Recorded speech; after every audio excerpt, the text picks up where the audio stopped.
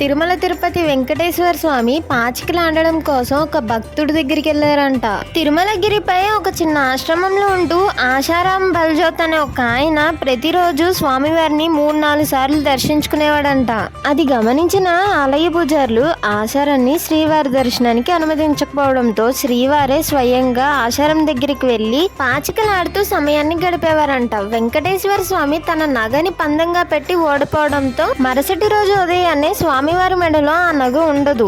అది గమనించిన ఆలయ పూజారులు ఆశారం బల్జోత్ నగని దొంగతనం చేసి ఉంటాడని అతని ఆశ్రమంలో వెతికించడంతో స్వామివారి నగ అక్కడే దొరికింది. వెంటనే ఆలయ అర్చకులు రాజుకు ఫిర్యాదు చేయడంతో తెల్లవారులోగా బండెడు చెరుకులు తినమని రాజు ఆశారం బల్జోత్ భక్తికి పరీక్ష పెట్టారు. ఆశారం బల్జోత్ నిద్రపోతున్న సమయంలో వెంకటేశ్వర స్వామి ఏనుగు రూపంలో వచ్చి ఆ చెరుకు మొత్తం తిని ఆశారం బల్జోత్ ని శిక్ష నుండి తప్పించారు.